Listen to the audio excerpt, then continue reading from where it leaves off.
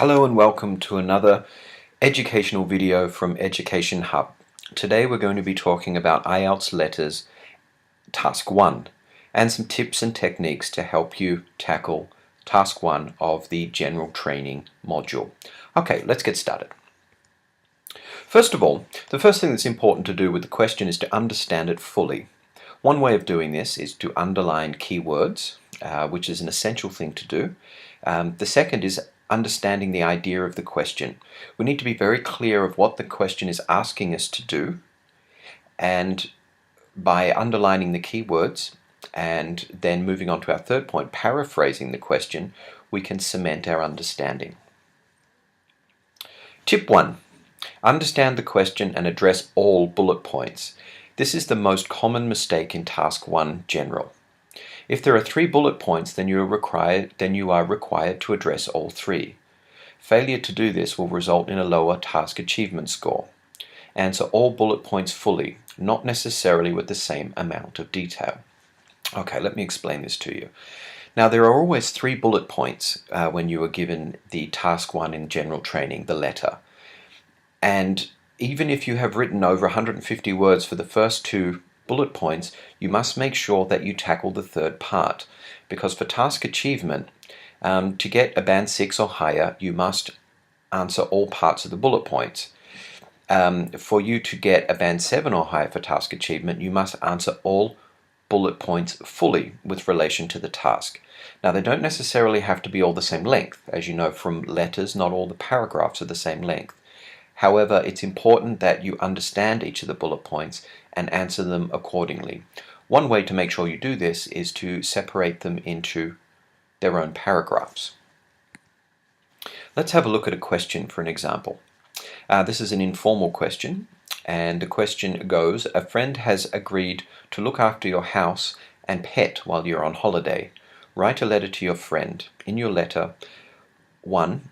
Give contact details for when you are away. 2. Give instructions about how to care for your pet. And 3. Describe other household duties. Let's have a look at this question in a little bit more detail.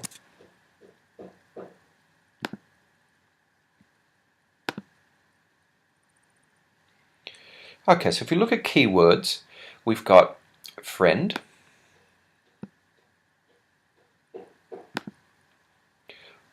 look after, your house, and pet. That's 2 things that they're going to be looking after while you are on holiday. Okay, now the 3 things that we need to cover are, we need to give contact details. We need to give instructions about how to care for the pet. And we need to describe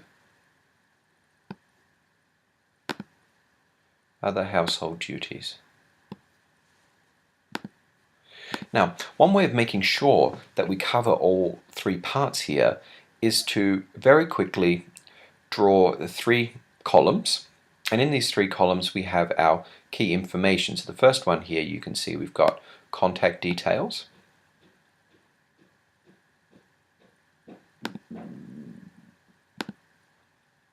We have instructions about how to care for the pet. And we've got other household duties. Now, very quickly looking at them, we could think which paragraphs would be most detailed. Now, it would be quite obvious that it's not the first one. In the first one with the contact details, we could possibly give an email. We could give a phone number. We could give the name of the place where we are staying. Okay, but the first paragraph here will not really require too much information. So I would predict that the first paragraph here would not be the longest paragraph. The second one, giving instructions, depending on what type of pet it is, but we would talk about food, we could talk about grooming, we could talk about health. We could talk about, well, with food, we could talk about food and diet. And we could give reasons for these things, explanations. So this paragraph already, you can see, is becoming more detailed. Now, other household duties, again, this one could be quite long, or especially longer than the first one, where we could include information such as cleaning, leaving lights on,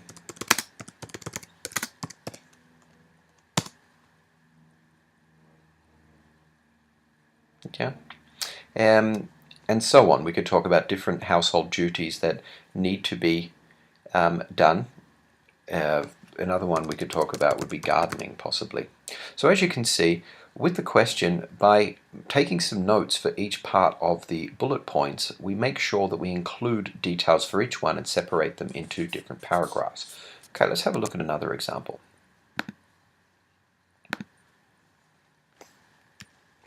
The next one is a formal question, and this one is: you have just brought a mobile phone from a website on the internet. When it was delivered, the phone was faulty. Write a letter to the website. In the letter, introduce yourself, explain the situation, state what action you want to be taken. Okay, so let's go back to our Word document here. And we'll look at it in the same way. So again, it's very important to know what the tone is here. The register is formal.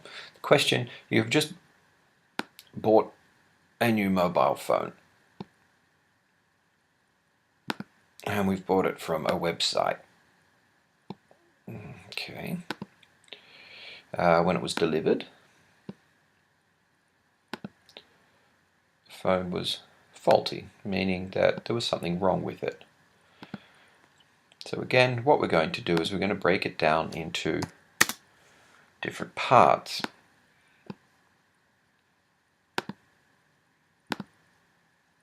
Now, the first one is introducing ourselves. So of course we would give our name. Yeah. We might introduce the purpose of the letter.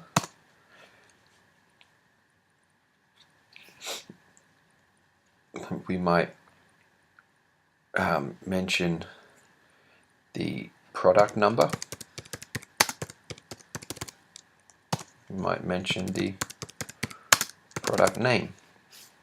Okay, so as you can see with the first one, although we wouldn't need to include all of these details, it gives us some options, and this paragraph can be quite detailed, not necessarily as detailed as the next two, but it needs some detail. The first one here, with explaining the situation, what we would need to do is the process.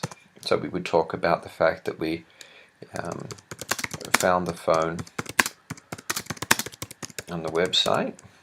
We probably need to mention the website if we haven't done so already. We could talk about the fact that it was delivered to the house when we tried to turn it on. It didn't work, so we need to have some kind of fault with it, whether it be broken, incomplete, etc. And the last one is suggestions, what we would like them to do. So there are different types of suggestions that we could make, and again, it's nice to be very specific about this. We could say we want them to replace the phone. We want a refund of our money. We would like them to offer us a free phone.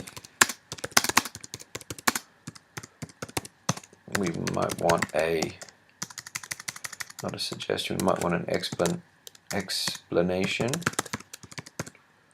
of the problem, okay, etc. So again, as you can see, by outlining the letter that we're going to be using and highlighting the key words, we can be very sure of achieving a high score in task achievement because we have a good understanding of the letter and we have information that we can include.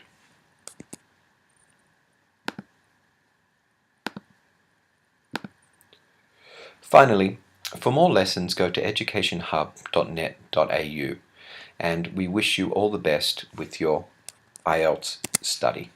Thank you for listening.